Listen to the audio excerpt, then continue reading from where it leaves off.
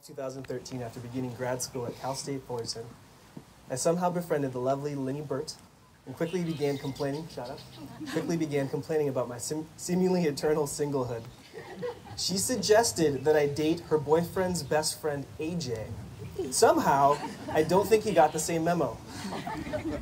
The first time I met AJ, I made fun of his beard because I am terrible at flirting. It did not go well. In the next couple of months, the awkwardness continued. I helped him apply a fake mustache for Halloween and threw lemons from my backyard at him over Christmas. Yeah, no, she's right. By some miracle, AJ eventually took some interest in me and made me a bet that he could learn all the lyrics to What's New Pussycat and also bake a sharp cupcake, similar to the one I had previously made. A few days later, while I was on a date with another guy, I got a picture of that sharp cupcake and a voicemail from the one and only AJ Higgins singing What's New Pussycat. Which, if you've never heard that song, you'll hear it later. Yeah. After that, I was sold.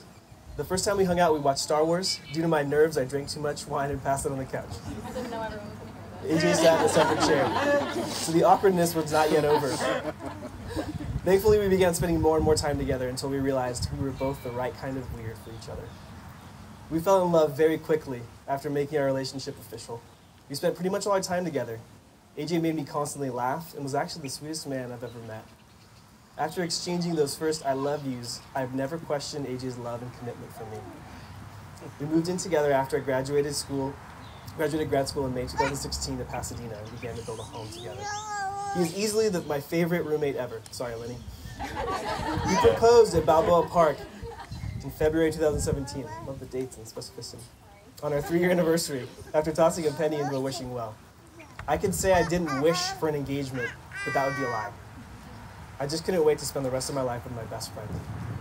Shortly after that, we adopted our perfect, precious fur baby Murphy, and AJ showed me just how much love he has to give. I am floored by his huge heart to serve others, his desire to make people laugh, and his dedication to his work, and I can't wait to see what our future holds. Beautiful. Now this is AJ's story. Now, I had them write this separately, so this came in 2 different emails to keep that in mind. Molly and I had a bit of an awkward beginning. Samesies. My friends Doug and Linny were apparently orchestrating our meeting behind the scenes. Sadly, no one told me.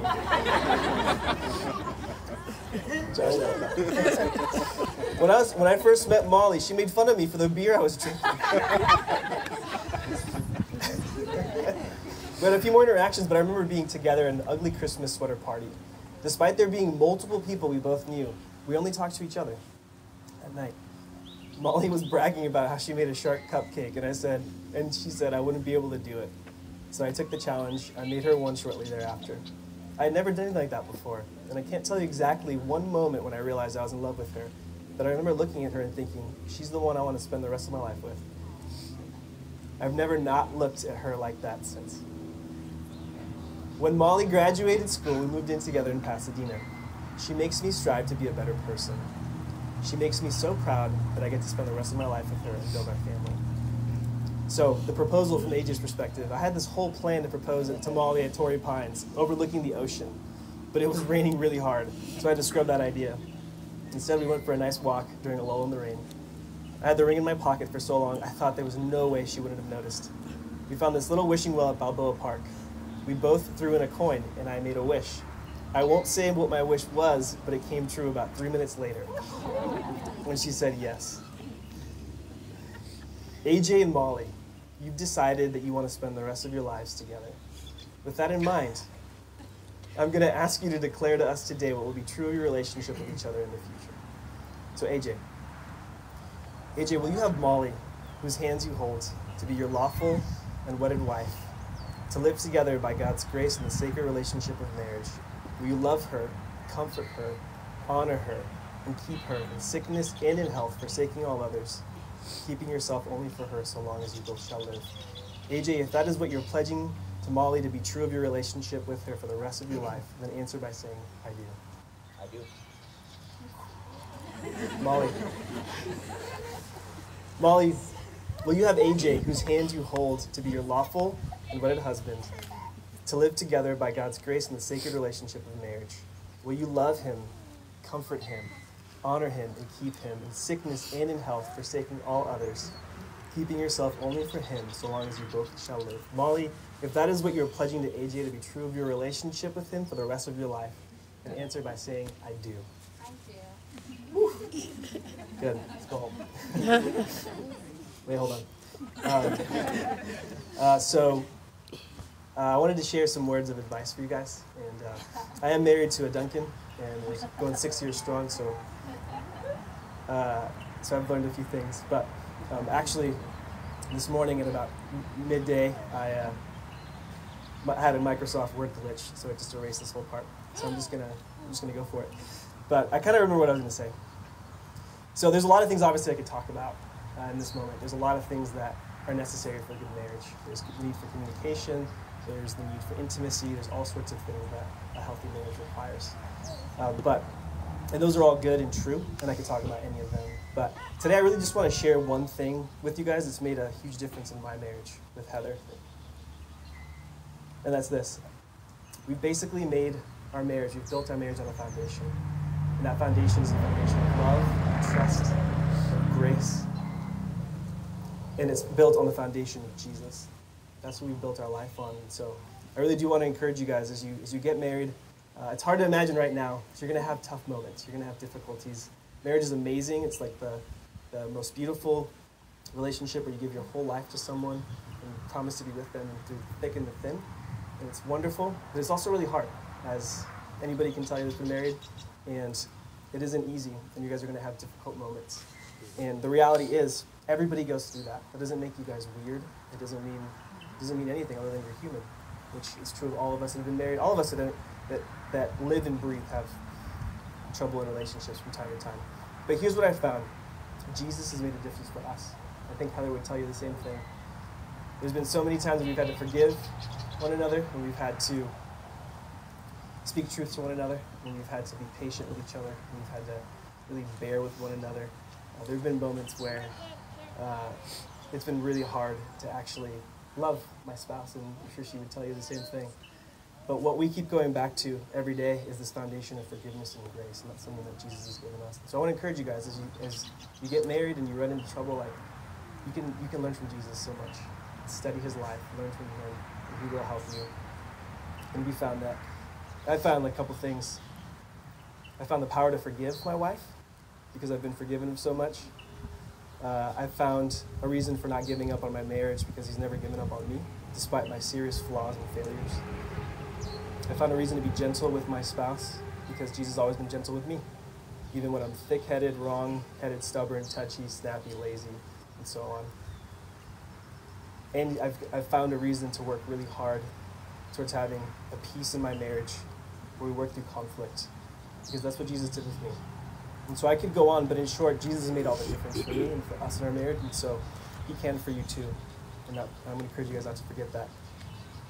So now we have the most important part of the ceremony, the wedding vows. The couple has written their own vows, which they'll exchange now. So I've got, this is Molly. Oh. Oh yeah, there's 3. There we go. I thought there were 2 in there. Okay, Molly, whenever you're ready. You can speak it. Yep. I'll hold it up for you. Unless you want to. My darling AJ, falling in love with you has been the most natural thing I've ever done. You are the sweetest, kindest, funniest, and most ridiculous man I've ever met. AJ, you have shown me a new type of unconditional love, one that I didn't know existed, and you have always allowed me to be my most authentic self.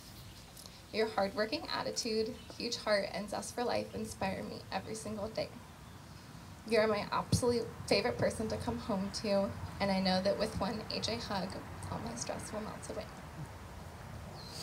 I know not every day will be easy, and life will throw us every curveball imaginable, but I promise to sit next to you on this roller coaster of life, holding your hand through every twist and turn. I promise to always play with you, and maybe one day it will come full circle. I promise to be your forever little spoon, give you all of the double handholds, and never skimp on the snacks. Mostly, I promise to try every day to make you feel as loved, appreciated, and adored as you make me feel. As I choose you today as my partner in life, I promise to choose you every day from now until forever. I love you.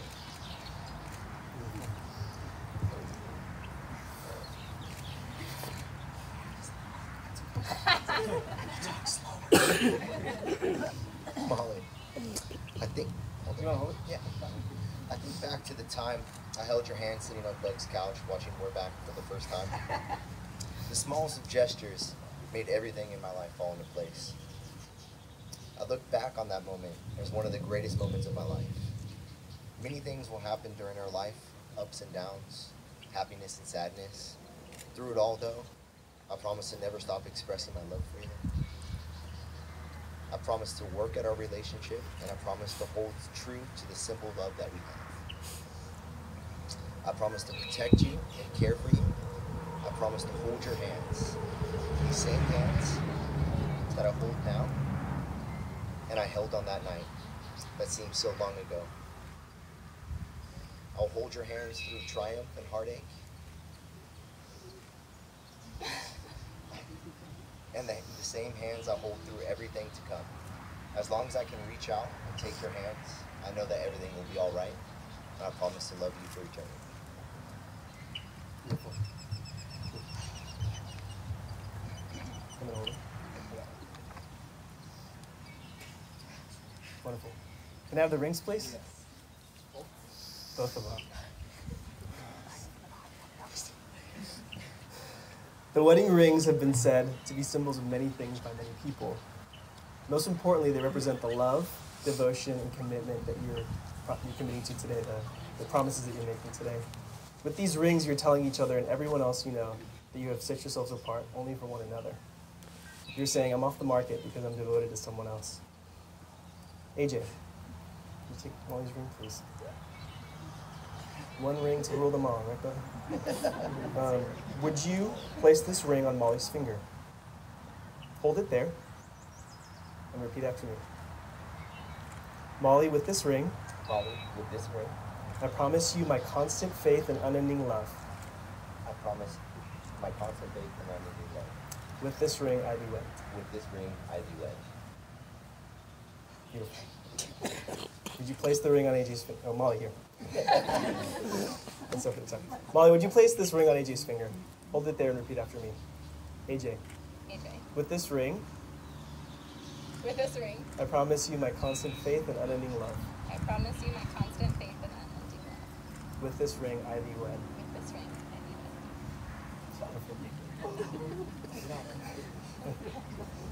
All right, let's pray. God, those that you have brought together, let no man separate. May the Lord bless you and keep you. May the Lord make his face to shine upon you and be gracious to you. May the Lord lift up his countenance upon you and give you peace. Amen. Molly and AJ, since you have consented before everyone here, your family and friends, to live together in holy wedlock, by the authority vested in me by the state of California, I now pronounce you husband and wife. AJ, you may kiss your Molly.